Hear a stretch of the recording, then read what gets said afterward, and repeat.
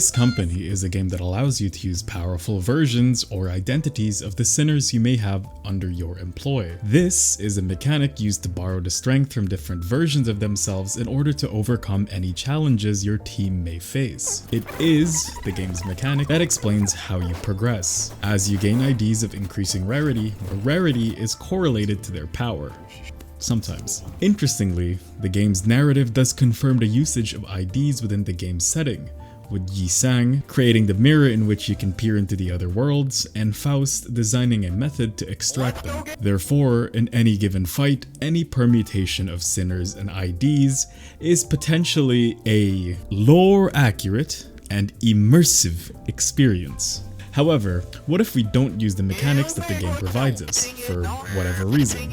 Mainly because I don't like it when their uniforms don't match. And what if we waste and ignore all the powerful IDs we have in our possession? As I mentioned before, IDs are a major source of strength and are used as a measure of progression to fight stronger enemies. By ignoring this mechanic, are we robbing our sinners of the power they need to win their battles? Or would they be able to reach deep within themselves and complete their mission by only using the strength they were given in the beginning of their journey a long time ago? With these challenges in mind, and the fact that even narratively speaking, the ID system is mentioned and acknowledged, leading to no ludonarrative dissonance, here's what I think the conclusion would be. This is a waste of time. That being said, self-imposed challenges like these can be entertaining so long as you remember that it is, as the name implies, self-imposed, and that the main reason for partaking in these challenges is as a fun little experiment. I am aware that I'm not the first to try and even possibly succeed in these challenges, and I'll leave videos of other people's attempts and successes in the description below. As the title implies, I'm only allowed to use base IDs alongside the base ego the game provides you in your first hour of playing. Though I'm not that deranged as to deny leveling, uptie, or thread spinning.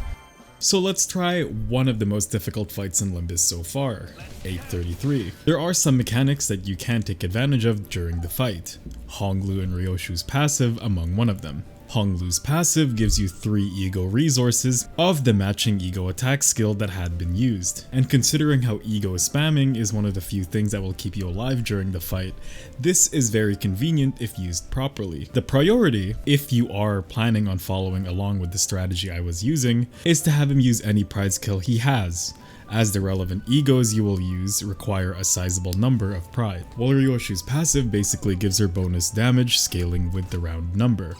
Emphasis on round number. She doesn't have to survive the number of rounds needed to gain the passive. You could line her up as the 8th member of the team so as to make sure she fully survives to the 12th round and gain the maximum bonus of her passive. Prey Mark also allows you to gain 3 ego resources of the lowest amount of ego in your possession.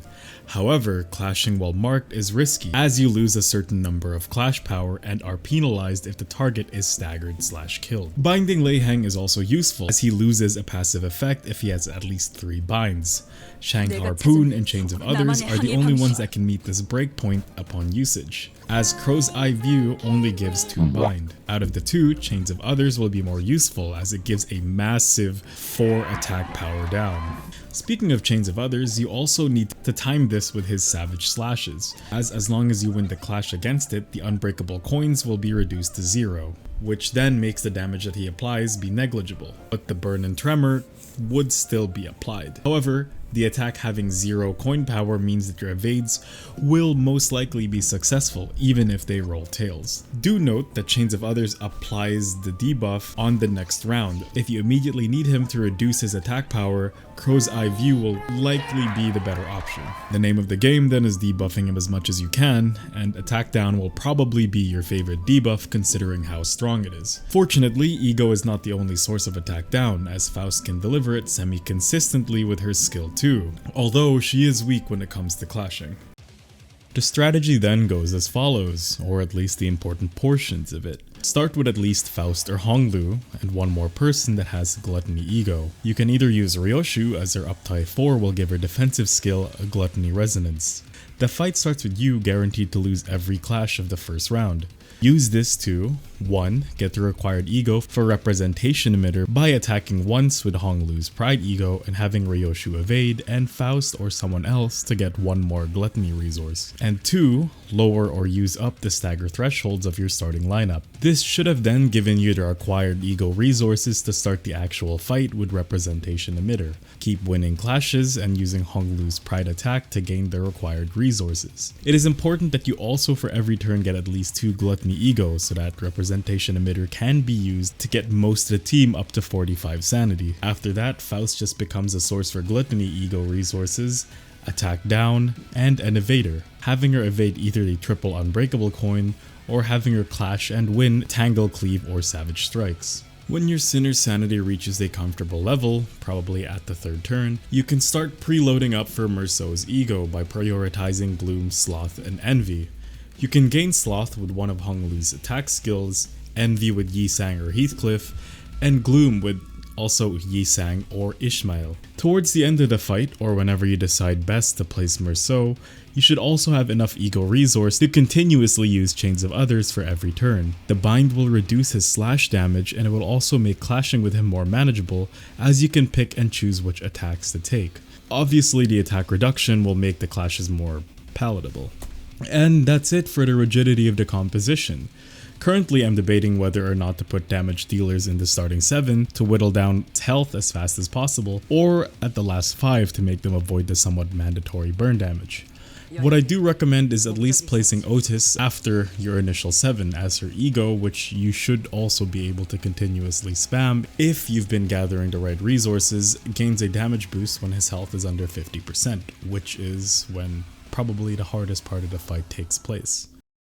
Unfortunately, despite spending multiple fights and 2 weeks of rubbing my brain cells together, the closest I have gotten was around 1200 HP, which is 400 away from the 800 HP threshold needed to complete the fight. Sources of error during the fight was basically the 5% chance of rolling a tails even with max sanity, unbreakable coins that can still force a stagger despite winning a clash, and trying to evade means that I'm trusting the 95% not to give me the 5% chance of rolling a tails. Him also applying a crazy amount of burn that said unbreakable coins can give you, that again lead to a stagger. If the timing is rough and he uses Tangle Cleave or its other variants that immediately end a turn upon use, you won't have the chance to kill his bullet carriers, leaving you no choice but to just accept the savage rounds. The burn status also means that a protracted battle will be a losing one, but the base sinners being, well, base sinners means that damage dealt will be on the lower side. Like I said before, it is doable but extremely difficult, and I will have a link in the description to a video that actually does complete it. In conclusion, this is fun but in a masochistic way. The challenge is pretty tight to do decently and having an unremovable 5% chance of rolling a tails makes it feel even worse than it should. That being said, I'd rather move on from this fight rather than spend another week beating my head against this table. But if you have attempted or completed this challenge, let me know what strategies you did and if there were ways for me to optimize it. Maybe I'll have a second, more proper look at this stage again, if there is enough incentive. I think this is an important lesson in how some games just shouldn't be seen as competitive or super challenging light. While Limbus' story is, in my honest opinion, one of the best in terms of presentation and narrative, having a core gameplay mechanic be tied to chance would definitely be difficult to receive consistent results, and would therefore make it frustrating to perform challenges with extremely unforgiving conditions. Games that take away direct player input in favor of strategy, like turn-based or tower defense games, in order to come up with and test viable strategies. Limbus Company, for better or for worse, implements a degree of randomness to this mechanic by adding uncertainty into every decision. While yes, even games like Monster Hunter have some degree of RNG, for example the boss's movesets, there are reliable methods in which to mitigate even the most complicated of attacks. If we added Limbus Company's sanity mechanic to Monster Hunter, it would make it significantly more frustrating. Imagine if there was a 5% chance your potions would heal no health, or that the weapon you had dealt significantly less damage. There would definitely be losses that can be attributed to the game being quirky, and would definitely be a great incentive for you to hurl your controller across the room. That being said, it doesn't make Limbus a bad game. to the developer's credit, they have made something and stand by a slightly frustrating but unique experience that definitely stands out in a sea of, no offense, generic gacha gameplay. Overall though, Limbus is still a pretty straightforward experience so long as you actually use the tools you have at your disposal. RNG being an unavoidable part of the game should only be a problem for masochistic idiots like me who enjoy gritting his teeth at even the most unnecessary of challenges. Thank you so much for watching.